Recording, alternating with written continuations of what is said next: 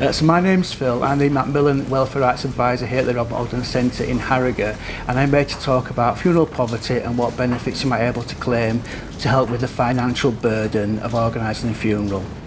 Many people buy funerals not really knowing what their loved one really wants, and therefore they tend to pay way over the odds. They feel embarrassed about shopping around and getting a few quotes, and that's an essential thing to do. The average cost of a funeral is currently £3,500. It will rise to £4,300 over the next couple of years. So it's really important that you try and plan the funeral, probably with a loved one, before the event happens, so that you can avoid unnecessary costs there. So there are some benefits that you might be able to claim to help with the cost of a funeral.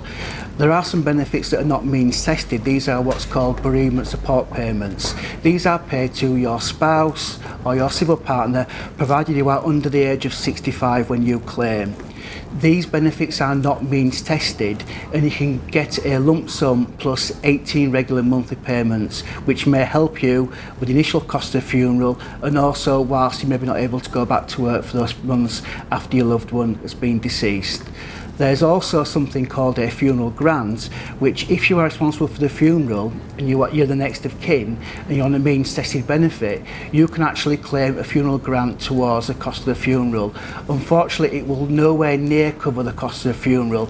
The Department for Work and Pensions grant probably only covers about 1/3 on average of the cost of that funeral.